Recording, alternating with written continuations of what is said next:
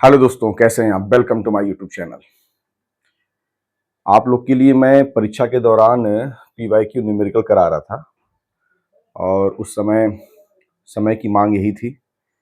लेकिन अब क्या है, वो समय आ गया है कि मैं आपको चैप्टर वाइज चीज़ों को मतलब चैप्टर अच्छे से पढ़ाऊँ आपको, ठीक है? और चैप्टर वाइज मैं आपको चीज़ों को एक्सप्लेन करूँ। परीक्षा के दौरान मैंने आपको पीवाईक्यू प्रोवाइड कराया था और पीवाईक्यू भी पूरा नहीं हो पाया था समय के अभाव के कारण। समय बहुत कम था। अपने किसी पर्सनल रीज़न के कारण वीडियो लेट से बनाना शुरू किया था। तो क्यों ना उस समय पिछले अभी जो हाल ही में जो बोर्ड एग्ज़ाम हुए हैं, तो उसमें मैं आपके लिए बहुत अच्छा नहीं कर पाया। लेकिन अब पूरे फ़ोकस के साथ, पूरे कॉन्सन्ट्रेशन के साथ मैं आपके लिए चैप्टर वाइज़ चीज़ों को explain, topic explain, derivation explain, numerical explain, concept explain, कुछ भी नहीं छूटेगा।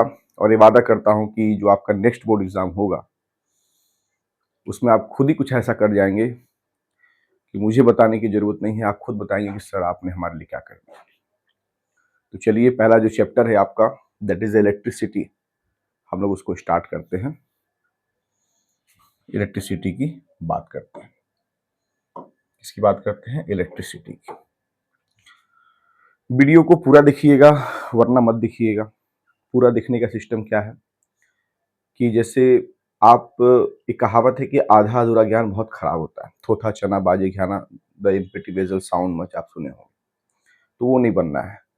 चीज़ों को बहुत अच्छे ढंग से आपको समझाया जाएगा। बड़े ही बेहतरीन स्ट्रेटेजी के साथ चीज़ों को डिस्कस किया जाएगा। तो आपकी भी मोरल रिस्पॉन्सिबिलिटी होगी कि केवल आप कोरम पूरा ना करें, आप अपनी सहभागिता निभाएं और चीज़ों को, वीडियो को पूरे अच्छे से देखें। और देखने के बाद आप आउटपुट खुद निकालेंगे कि नहीं आपने क्या पाया। जब बात आती है इलेक्ट्रिसिटी की, तो पहला एक प्रश्न ये आता है कि इलेक्ट्रिसिटी के और टॉपिक को डिस्कस करने से पहले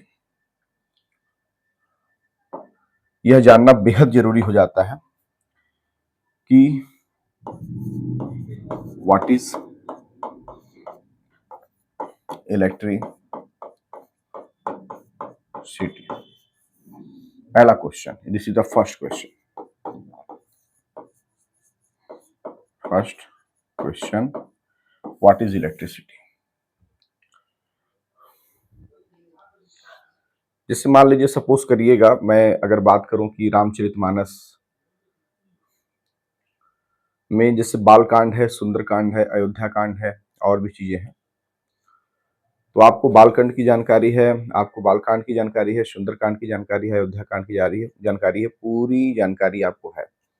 अब कोई व्यक्ति आकर यह कह दे कि रामचरितमानस की परिभाषा क्या होती है, what is the definition of the Ramcharitmanas, और अगर आप एबल नहीं है एक्सप्लेन करने के लिए, तो मुझे लगता है कि ये बहुत अच्छी बात नहीं है। ठीक है, अगर हम टॉपिक को जान रहे हैं, तो उससे पहले जो नाम है, जो नाम दिया गया है, उस नाम की जानकारी भी होनी चाहिए। तो चैप्टर का नाम क्या है? इलेक्ट्रिसिटी है। एनसीईआरटी में आप देखेंगे तो विद्युत आवेश, विद्युत क्षेत्र और आवेश है। Electric charge and field, sorry, विद्युत आवेश एंड क्षेत्र है। तो पहला ये बात आता है कि सर इलेक्ट्रिसिटी होता क्या है। तो पहला क्वेश्चन जनरेट हो गया कि व्हाट इज द इलेक्ट्रिसिटी। तो फॉर काइंड इंफॉर्मेशन, देखिए इलेक्ट्रिसिटी क्या है ना, जैसे मैं मान लीजिए आपको एक छोटा सा एग्जांपल ले लेता हूं। मान लीजिए एक कॉम है, कंघी है, और छोटे छोटे पीस ऑफ पेपर है। एक कंघी है, कॉम है, और छोटे छोटे पीस ऑफ पेपर है। अभी इनके बीच में कोई संपर्क नहीं है, तो लिखेंगे नो कांटेक्ट। पर जैसे ही इनके बीच में कॉम और piece of sorry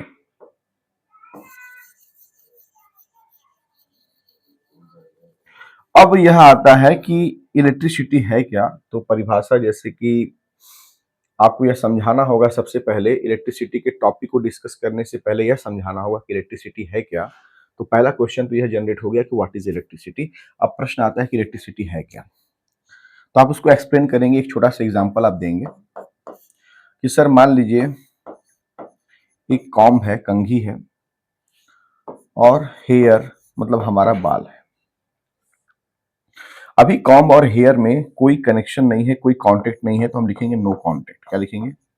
no contact.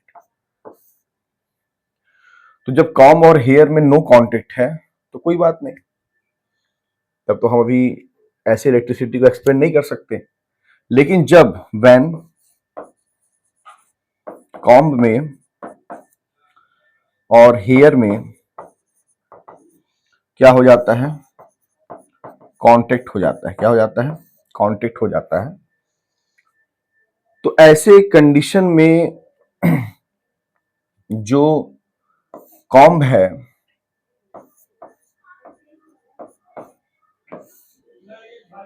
ठीक है, वह क्या हो जाती है?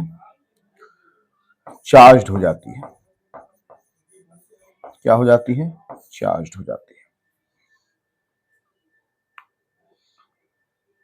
और जब इस कॉम्ब के पास, जब तुम इस कॉम्ब के पास, कॉम्ब के नियर में, पास में अगर छोटे छोटे पीस ऑफ पेपर को लेके आते हो, piece of paper that is a कागज का टुकड़ा, कागज का छोटा छोटा टुकड़ा अगर आप लेके आते हो, तो यह कॉम्ब क्या करता है? इस पीस ऑफ पेपर को क्या करता है? अट्रैक्ट करता है, मतलब आकर्षित करता है। दैट इज अट्रैक्ट करता है। अट्रैक्ट समझिए, आकर्षित छोड़िए, कंफ्यूजन नहीं पालना है। अट्रैक्ट करता है। तो देखिए, बात को समझना यह है कि जब तक कॉम्ब में और हेयर में कांटेक्ट नहीं था, पहला पॉइंट, तब तक, तब हम अगर हम कॉम्ब के पास पीस ऑफ पेपर को लेके आते तो कॉम्ब पीस ऑफ पेपर को अपनी ओर अट्रैक्ट नहीं करता है। लेकिन जैसे ही इनके बीच में कांटेक्ट होता है तो कॉम्ब पीस ऑफ पेपर को अपनी ओर अट्रैक्ट करता है। तो हुआ क्या? तो हुआ ये कि जब कांटेक्ट नहीं है, no contact, no contact, no contact, तो वह क्या होते हैं? इलेक्ट्रिकली न्यूट्रल होते हैं। क्या होते हैं? इलेक्ट्रिकली न्यूट्रल होते हैं। क्या होते हैं? इलेक्ट्रिकली न्यूट्रल होते हैं। लेकिन जैसे ही कांटेक्ट हो जाता है तो क्या हो जाते हैं? इलेक्ट्रिकली चार्ज्ड हो जाते हैं। क्या हो जाते हैं? इलेक्ट्रिकली चार्ज हो जाते हैं। और इलेक्ट्रिकली चार्ज होने के बाद उनके अंदर एक प्रॉपर्टी डेवलप हो जाती है कि वह छोटे छोटे पीस ऑफ पेपर को अपनी ओर अट्रैक्ट कर सकें। जब कॉम्ब को हेयर से आपने रब किया तो कॉम्ब क्या हो गया? इलेक्ट्रिकली चार्ज हो गया।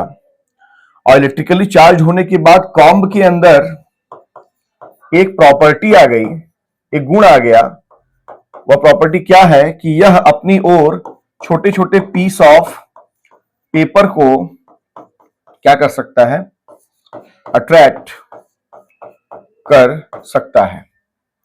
तो इसी प्रॉपर्टी को हम लोग क्या कहते हैं? इलेक्ट्रिसिटी कहते हैं। इसी प्रॉपर्टी को हम लोग इलेक्ट्रिसिटी कहते हैं। इसी प्रॉपर्टी को हम लोग इलेक्ट्रिसिटी कहते हैं।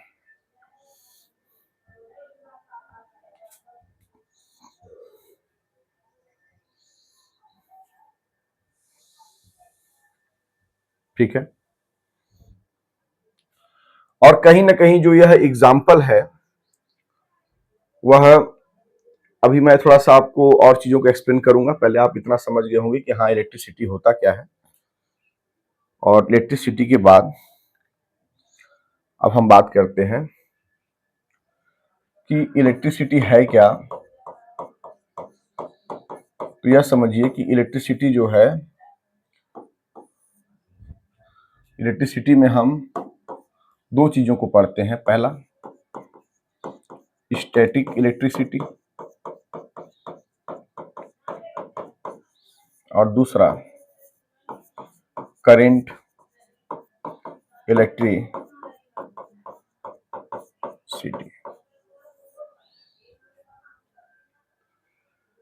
तो इलेक्ट्रिसिटी क्या होता है मैंने आपको एक्सप्लेन कर दिया एग्जांपल के माध्यम से कि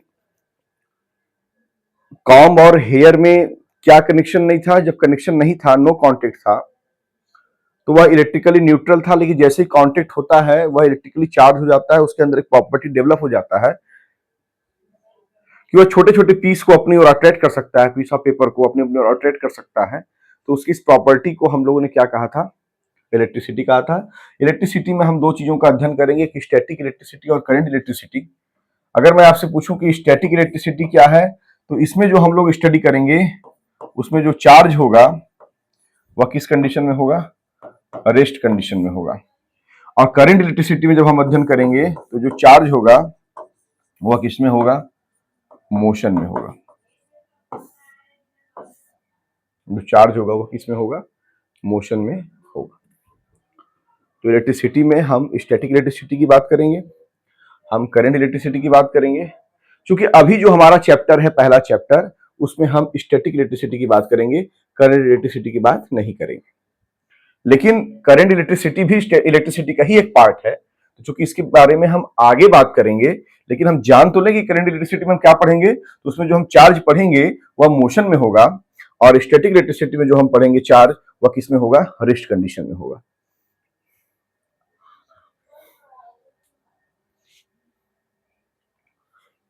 अब मैटर क्या आता है यह समझना है। तो हम एक काम करते हैं, जब हमको स्टैटिक इलेक्ट्रिसिटी पढ़ना है तो इस वाले पार्ट को हम इरेज कर देते हैं, और हम फाइनली अब यह लिखते हैं कि जो हम चैप्टर अध्ययन करने जा रहे हैं, स्टडी करने जा रहे हैं, वह चैप्टर का नाम जो है वह क्या है, that is a static electricity का हम लोग स्टडी करने जा रहे हैं। इस चैप्टर में हम जो कुछ भी पढ़ेंगे, हमको चार्ज जो होगा वह मोशन में नहीं होगा, चार्ज रेस्ट कंडीशन में ही रहेगा। मतलब चार्ज हमारा कैसे रहेगा, रेस्ट में रहेगा। ठीक है। अब एक बात आता है कि सर ठीक है, आपने हमको बता दिया इलेक्ट्रिसिटी क्या है। इलेक्ट्रिसिटी में हमको स्टैटिक इलेक्ट्रिसिटी पढ़ना है, हमको करंट इलेक्ट्रिसिटी पढ़ना है। स्टैटिक इलेक्ट्रिसिटी में चार्ज रेस्ट में होगा, करंट इलेक्ट्रिसिटी में जो चार्ज होगा वह क्या होगा, मोशन में होगा। ठीक है सर। सर ये जो आप वर्ड लिखे हुए हैं चार्ज, कुछ इसके बारे में हम लोग बात कर सकते हैं। तो हाँ, बात कर सकते हैं। चार्ज के बारे में फिलहाल आपको अभी मैं इतना ही बताऊंगा, कुछ बातें आपको भी पता करनी है। जैसे मैंने ये लिख दिया कि चार्ज किसी भी मैटर का इंट्रिंसिक प्रॉपर्टी होता है, इंट्रिंसिक प्रॉपर्टी होता है। और आपको इसको एक्सप्लेन करना है। जब नहीं आएगा कमेंट में बता दीजिएगा, और नहीं भी बताएंगे तो भी मैं एक्सप्लेन करूंगा। लेकिन आपको भी कुछ करते हुए चलना है। चार्ज को हम रिप्रेजेंट करते हैं Q से। चार्ज मैटर का इंट्रिंसिक प्रॉपर्टी होता है, आपको इसको एक्सप्लेन करना है। और जो चार्ज होता है वह टू टाइप्स के होते हैं, टू टाइप्स के होते हैं। पहला positive charge plus charge plus Q, और दूसरा negative charge that is a minus Q।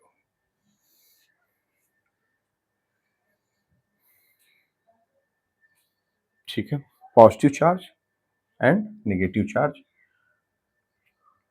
सारी चीजें मैंने बताई आपको। आपकी जिम में मैंने क्या काम सौंपा कि मैटर का इंट्रिंसिक प्रॉपर्टी होता है, आपको इसको एक्सप्लेन करना है। आप नहीं कर पाएंगे तो मैं आपका हेल्प करूंगा। मेरा ये मानना होता है कि 90% काम मैं करूंगा, 10% आपको भी करना होगा। और एक बात, जैसे मैं न्यूमेरिकल करा रहा हूं, मान लीजिए मैंने 10 न्यूमेरिकल कराए, जैसे मान लीजिए 10 न्यूमेरिकल मुझे कराना है, सॉरी मैंने 9 या 8 न्यूमेरिकल कराया, तो 2 न्यूमेरिकल मैं आपके लिए भी छोड़ूंगा। अगर आप नहीं आएगा तो आप कमेंट में पूछ सकते हैं। अगर आप नहीं भी पूछते हैं तो बस इतना जानिए कि इस 2 न्यूमेरिकल का मैं आपको हिंट भी दे दूंगा, लेकिन आपको ये करना आप ही को है 2 न्यूमेरिकल। इसका कारण क्या होता है ना कि जैसे परीक्षा आपको देना है, मुझे नहीं देना है, तो आपकी तैयारी जरूरी है। और कहा गया है कि अभ्यास से बहुत सारी चीजें हो जाता है। करत करत अभ्यास जड़मति हो सुजान, रसरी आवत काट सिल पर पड़त निशान। अगर आपके अंदर अभ्यास प्रैक्टिस का अगर कीड़ा नहीं है, प्रैक्टिस का कीड़ा अगर आपके अंदर नहीं है, तो आप समझिए आप बहुत अच्छा नहीं कर पाएंगे। साइंस में सबसे बड़ा जो चीज चलता है प्रैक्टिस चलता है। आपके कैलकुलेशन फास्ट हो जाएंगे, आपके सोचने के तरीके फास्ट हो जाएंगे, आपकी रणनीति फास्ट हो जाएगी, आपकी रणनीति में शार्पनेस आ जाएगी। तो दोस्तों, मेरा कहने का मतलब यह है कि अगर मैं एक टीचर होने के नाते अगर आपको कुछ समझा रहा हूं, क्योंकि जो जीवन आप देखने वाले हैं वो मैं देख चुका हूं, तो in comparison to you I have a more experience than you. आपकी तुलना में मेरे पास एक्सपीरियंस ज्यादा है, तो आपको मेरी बात माननी चाहिए। जैसे मुझसे जो बड़ा होगा मैं उसकी बात मानता हूं, तो आपको भी माननी चाहिए।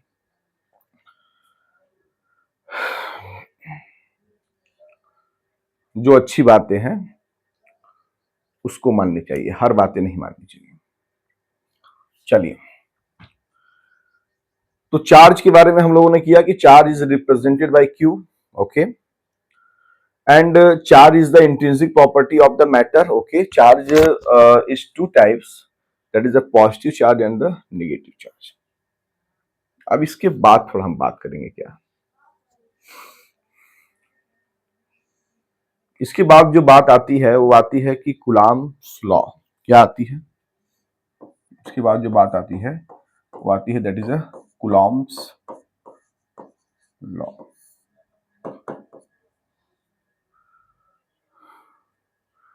बोर्ड एग्जाम में कूलॉम्स लॉ पे क्वेश्चन आ सकते हैं, डायरेक्ट कूलॉम्स लॉ जल्दी नहीं पूछता, फिर भी आपको जानकारी होनी चाहिए, क्योंकि आपके पास अगर थ्योरी का नॉलेज नहीं है तो आप प्रैक्टिकल करने में कैपेबल नहीं हो पाएंगे। कूलॉम्स लॉ है क्या? तो according to the Coulomb's law, the force of attraction and repulsion between the two point charges, two point charges directly proportional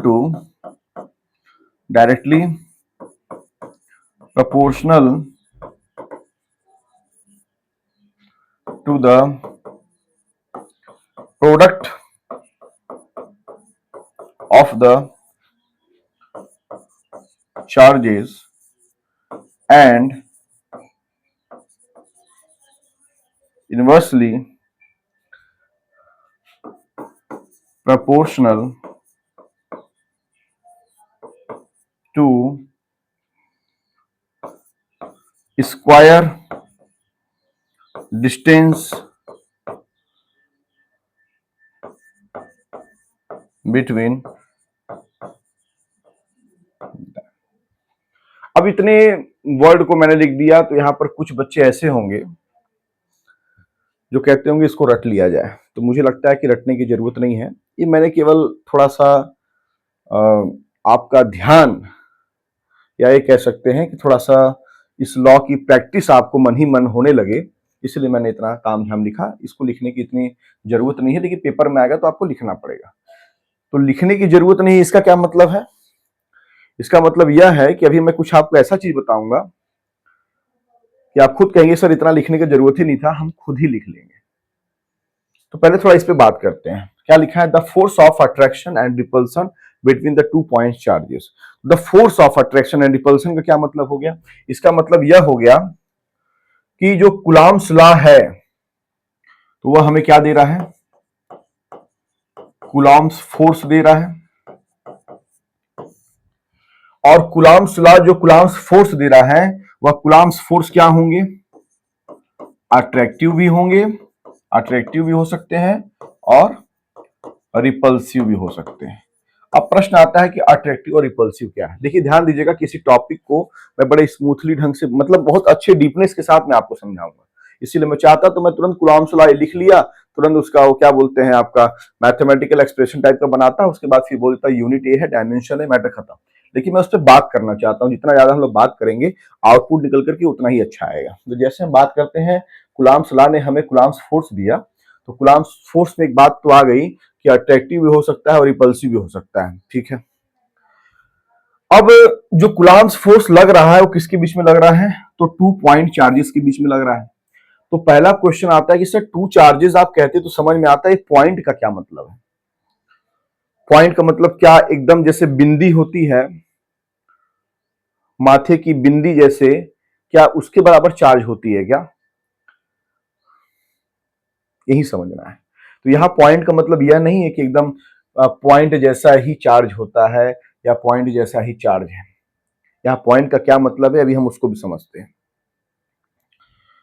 जैसे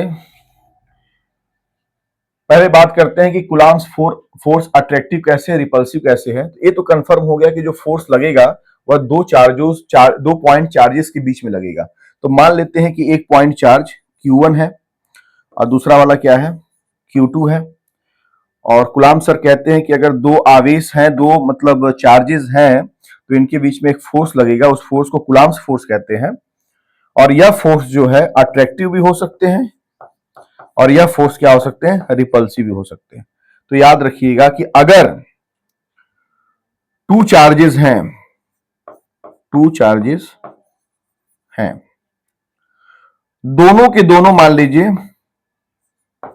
पॉजिटिव है, तो इनके बीच में जो फोर्स लगेगा वह फोर्स क्या होगा? रिपल्सिव होगा। इनके बीच का जो फोर्स होगा क्या होगा? रिपल्सिव होगा। अब मान लीजिए दो चार्जेस हैं, एक निगेटिव है और एक पॉजिटिव है, तो इनके बीच में जो फोर्स लगेगा वह क्या होगा? अट्रैक्टिव होगा। वह क्या होगा? अट्रैक्टिव होगा।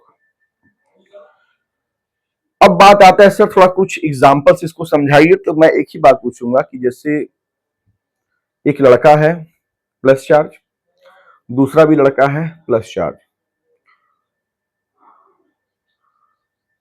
तो जाहिर सी बात है कि इनका तो जयमाल होने से रहा और एक दूसरे को माला डालने के लिए पास में होना चाहिए, तो पास में तो रहेंगे नहीं और एक दूसरे को माला डालेंगे नहीं, मतलब इनके बीच में क्या हो रहा है? रिपल्सन हो रहा है, एक दूसरे से दूर है। लेकिन मान लीजिए एक लड़का है और एक लड़की है, तो इनका तो जयमाल होगा, क्योंकि लड़का है प्लस चार्ज और लड़की है माइनस चार्ज, तो पास में खड़े होंगे तभी ना इनका जयमाल होगा।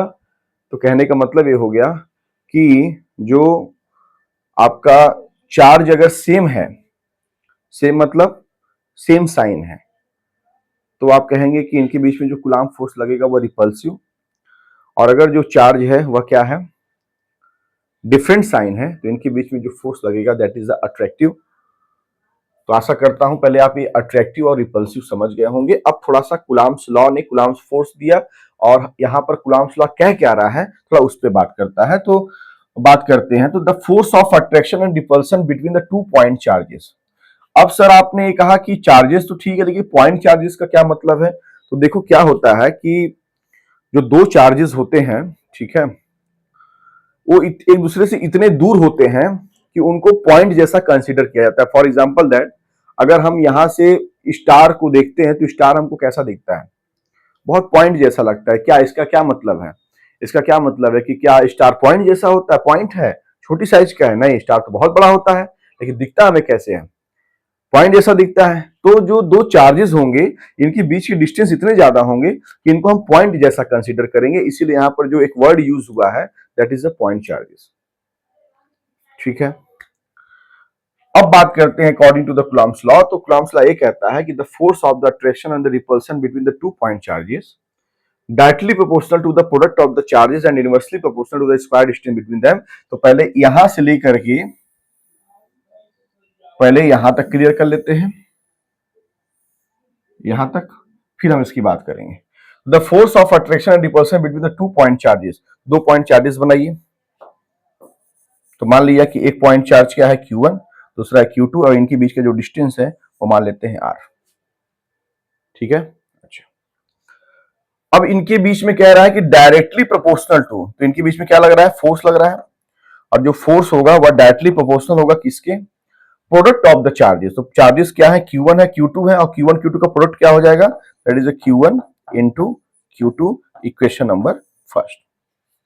अब सेकेंड केस पकड़िए, and inversely proportional to the square distance between them. तो कौन, फोर्स, तो फोर्स इनवर्सली लग गया, मतलब 1/r हो गया।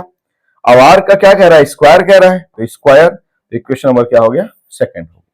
अब इसी इक्वेशन एक और दो को जब हम मिला देते हैं तो हम कूलम्ब्स लॉ को समझ जाते हैं और कूलम्ब्स फोर्स को हम पा जाते हैं। तो आप लिखेंगे कि बाय कंबाइनिंग द, क्या लिखेंगे, बाय कंबाइनिंग द, या from equation first and second, आप इसको ऐसे लिखेंगे कि from equation first and second we get that is the f is equal to, sorry, f is directly proportional to q1 q2 upon r square। और आपको पता है कि डायरेक्टली प्रोपोर्शनल हटाने के लिए कांस्टेंट का यूज किया जाता है, तो वह कांस्टेंट क्या हो गया, that is f is equal to k q1 q2 upon r square. कोई पूछेगा इस k को क्या बोलेंगे, तो इस k को हम बोलते हैं प्रोपोर्शनैलिटी कांस्टेंट, क्या बोलते हैं, प्रोपोर्शनैलिटी कांस्टेंट बोलते हैं k को। कोई पूछेगा इस k की वैल्यू क्या होती है, तो बोल दीजिएगा k बराबर होता है 9 इंटू 10⁹ और न्यूटन मीटर स्क्वायर पर कूलम्ब स्क्वायर। कोई पूछेगा कि इस k बराबर होता क्या है, तो बोल देना 1/4 पाई एप्सिलॉन जीरो। कोई पूछेगा कि इस एप्सिलॉन जीरो को क्या बोलते हैं, तो बोल देना कि परमिटिविटी ऑफ फ्री स्पेस, क्या बोलेंगे, परमिटिविटी ऑफ फ्री स्पेस। ठीक है, F directly proportional Q1 Q2 upon R square, इसको हटाने के लिए हमने k लगाया। k क्या है, प्रोपोर्शनलिटी कांस्टेंट है, k की वैल्यू कितनी होती है, इतनी होती है। यूनिट क्या होता है, न्यूटन मीटर स्क्वायर पर कूलम्ब स्क्वायर। k होता क्या है, 1/4 pi epsilon zero. Epsilon zero क्या है, that is the permittivity of the free space.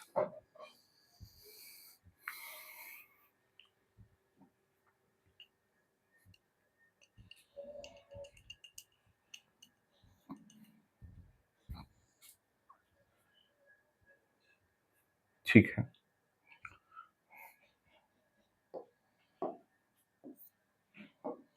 अब आपने इन चीजों को जान लिया। अब थोड़ा हम बात करते हैं कि सर आपने कहा एप्सिलॉन जीरो को, सर अभी आपने कहा कि जो कूलम्ब्स फोर्स है वह क्या हो गया, F बराबर k और Q1 Q2 upon R square, जिसमें k को सर आपने कहा 1/4 पाई एप्सिलॉन जीरो, और सर इसकी वैल्यू आपने कहा 9 और न्यूटन मीटर स्क्वायर पर कूलम्ब स्क्वायर, ये आपका यूनिट आ गया, ये क्या हो गया, यूनिट हो गया, इसका यूनिट हो गया, इस k का यूनिट हो गया। ठीक है सर, आपने ये भी कहा कि एप्सिलॉन जीरो उसको कहा जाता है, एप्सिलॉन जीरो मतलब एप्सिलॉन जीरो, इसकी वैल्यू सर आपने, आप बता रहे हैं 8.85 इंटू 10⁻12, इसको उल्टा कर दो, कूलम्ब स्क्वायर पहले कर दो, न्यूटन मीटर स्क्वायर बाद में कर दो, तो कूलम्ब स्क्वायर पर न्यूटन मीटर स्क्वायर, ये गया ऊपर, ये वाला आ गया नीचे, इसके लिए एप्सिलॉन जीरो के लिए। सर इसको आपने यह कहा एप्सिलॉन जीरो को कि परमिटिविटी ऑफ फ्री स्पेस, आपने क्या कहा sir, permittivity of free space. Sir मुझे एक बात जानना है। बोला क्या? ये आप मुझसे कह रहे हैं यहां पर sir permittivity of free space. Sir ये फ्री स्पेस का क्या मतलब है? तो आपको एक बात की जानकारी मैं बता दूं कि जैसे फ्री स्पेस का मतलब होता है कि देर इज नो मीडियम, कोई भी मीडियम ना हो। फ्री स्पेस का मतलब कोई भी मीडियम ना हो, यहां तक कि एयर भी ना हो। एयर भी अलाउड नहीं है, एयर भी ना हो, कोई मीडियम ना हो, एयर भी ना हो। जैसे फॉर एग्जांपल दैट अगर मैं बात करूं दोनों आवेशों का Q1 और Q2 और R, और अभी हमने जो लिया है एप्सिलॉन जीरो, इसका यह मतलब हो गया कि इस Q1 और Q2 के बीच में कोई मीडियम नहीं है, एयर भी नहीं है, नो मीडियम। तो जब ऐसा है तो हम K को क्या लेंगे? 1/4 पाई एप्सिलॉन जीरो लेंगे। लेकिन अगर मान लीजिए Q1 और Q2 है, इनके बीच की दूरी R है, इनमें कूलम्ब फोर्स लग रहा है, और अगर इनके बीच में कोई मीडियम आ जाए, कोई भी मीडियम आ जाए, वाटर हो जाए, चाहे इनके बीच में एयर आ जाए, तो फिर ऐसे कंडीशन के लिए याद रखिएगा, फिर ऐसे कंडीशन के लिए जो K होगा वह 1/4 पाई एप्सिलॉन जीरो ना होकर के केवल एप्सिलॉन हो जाएगा। और जैसा कि आपको यह जानकारी है कि एप्सिलॉन जीरो को परमिटिविटी ऑफ फ्री स्पेस कहते हैं, तो यहां जो एप्सिलॉन, इसको केवल एप्सिलॉन बोलेंगे। क्या बोलेंगे? केवल एप्सिलॉन बोलेंगे। और इस एप्सिलॉन को हम लोग क्या कहते हैं? परमिटिविटी ऑफ मीडियम कहते हैं। क्या कहते हैं? परमिटिविटी ऑफ मीडियम कहते हैं। परमिटिविटी ऑफ मीडियम कहते हैं।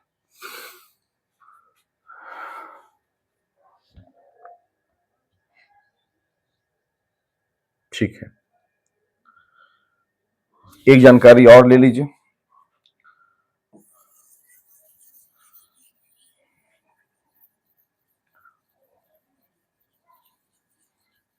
वह जानकारी क्या है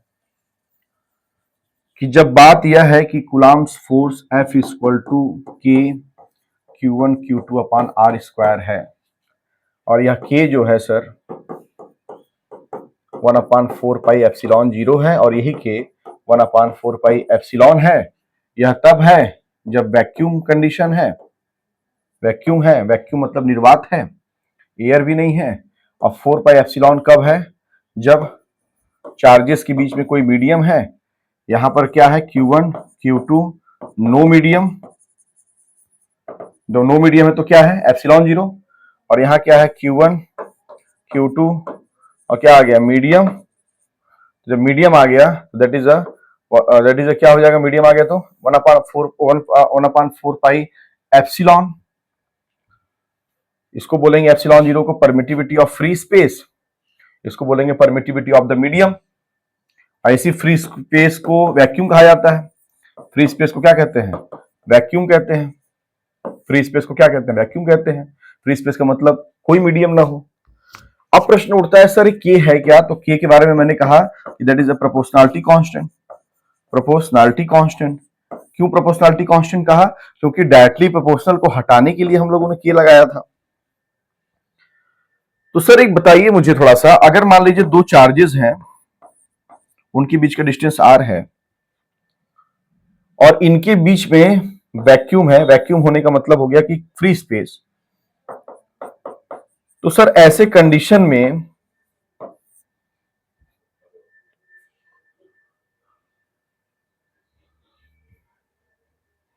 यहां एक बात आपको समझनी होगी। थोड़ा सा बात अभी हम चेंज कर रहे हैं। फिलहाल आप इतना जान चुके हैं 1/4 पाई एप्सिलॉन जीरो कब लगाना है, 1/4 पाई एप्सिलॉन कब लगाना है, और उसके बाद क्या बोलते हैं, आपको अच्छे से समझ में आ चुका है कि हाँ फ्री स्पेस होने पर क्या करना है, मीडियम होने पे क्या करना है। अब इसके बाद थोड़ा हम लोग जो बात करेंगे वह बात करेंगे डाइलेक्ट्रिक कांस्टेंट के बारे में। क्या बात करेंगे? डाइलेक्ट्रिक कांस्टेंट के बारे में।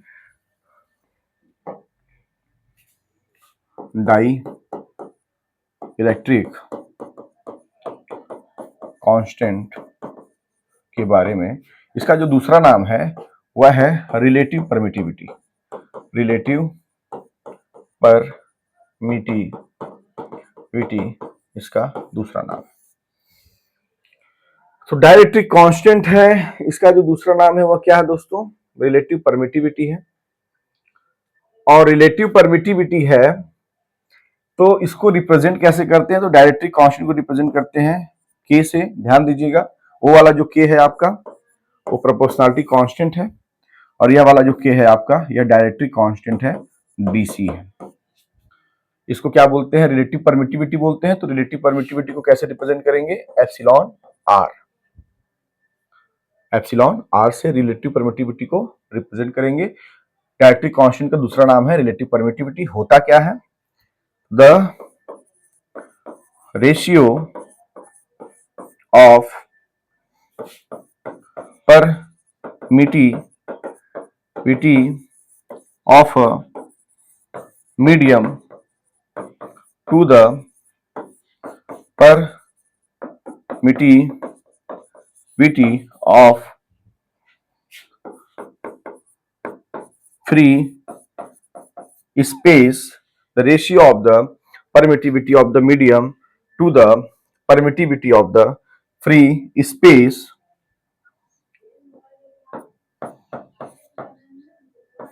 that is a dielectric constant, that is a relative permittivity epsilon r। तो पूछेगा कि डाइलेक्ट्रिक कांस्टेंट रिलेटिव परमिटिविटी क्या होती है? तो पहली बात की dielectric constant is represented by the K, and its second name of the dielectric constant is the relative permittivity, and relative permittivity is represented by epsilon R. And what is this? This is the ratio of the permittivity of the medium to the permittivity of the free space, that is a dielectric constant, that is the relative permittivity। तो according to the definition हम लोग देखते हैं क्या कह रहे हैं? the ratio of, तो एक ऐसे डिवाइड वाला चिन्ह बना दीजिए, साइन बना दीजिए। परमिटिविटी ऑफ द मीडियम क्या होता है? Epsilon. To the permittivity of the free space epsilon zero. ये क्या है? के को क्या बोलेंगे? इसी को बोलेंगे एप्सिलॉन आर। मतलब हम लिख सकते हैं according to the definition epsilon R is equal to epsilon upon epsilon zero is equal to K. This is, please write it.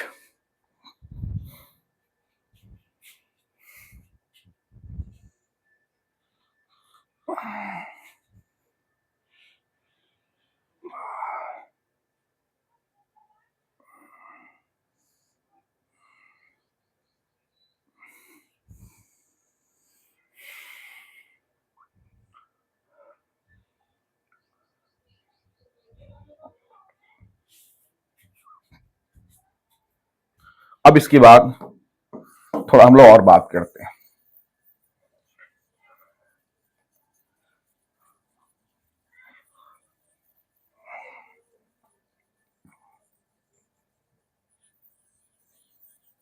चीजों पे जितना डिस्कस होगा आउटपुट उतना ही निकल करके आएगा।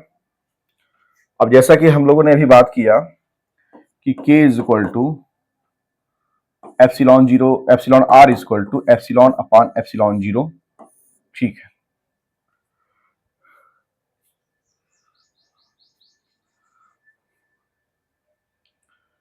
और यहां से एक रिलेशन मिल रहा है, आप देख रहे हैं क्या? इनका क्या मिल रहा है कि epsilon is equal to epsilon zero के, या एक और रिलेशन मिल रहा है कि epsilon is equal to epsilon R epsilon zero.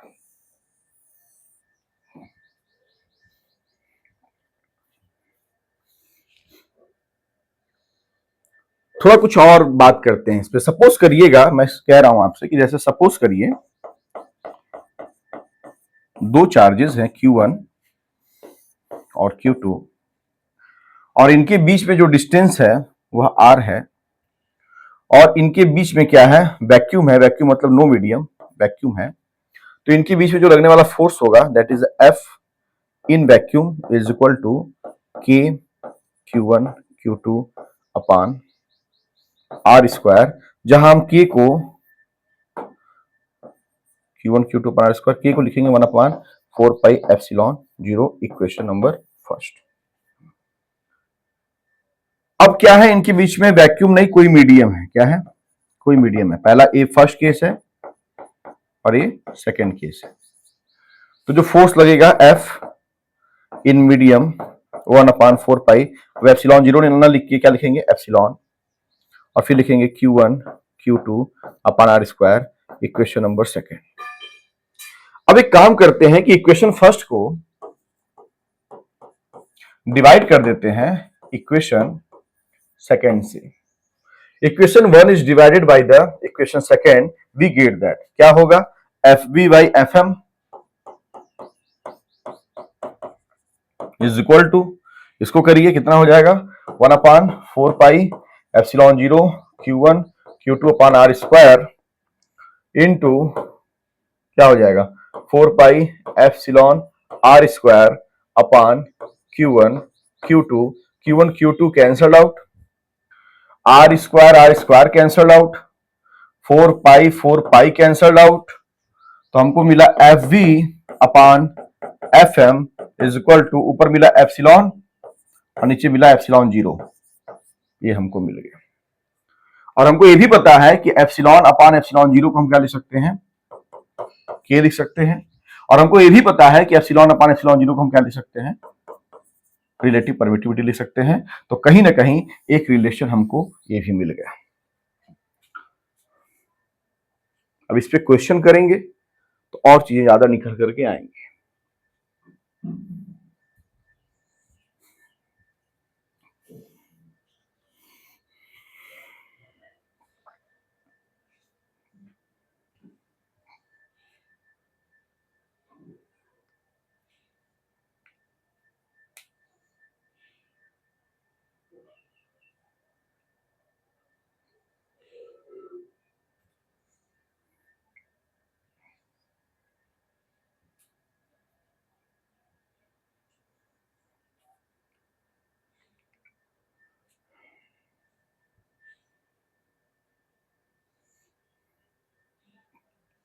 अब इसके बाद जो नेक्स्ट डिस्कशन होगा वो सेकेंड वीडियो में हम लोग करेंगे। वीडियो को सब्सक्राइब करिए, लाइक करिए। सब्सक्राइब करने का सेंस ये है कि मैं जो भी वीडियो डालूंगा आपके लिए वो आप तक पहुंचे, आपके पास नोटिफिकेशन पहुंचे और आप इन अच्छी चीजों से वंचित न रह जाएं। तो मुझे ऐसा लगता है कि आपको ऐसा करना चाहिए और अच्छे से पढ़िए, पूरा सहयोग रहेगा। हम लोग मिलते रहेंगे, चीज़ों को डिस्कस करते रहेंगे। आपके लिए अच्छी से अच्छी चीज़ें क्या हो सकती है उस पर मैं ज़रूर प्रयासरत रहूँगा, ज़रूर बात करूँगा। दोस्तों, जय हिंद, जय हिंद, जय हिंद।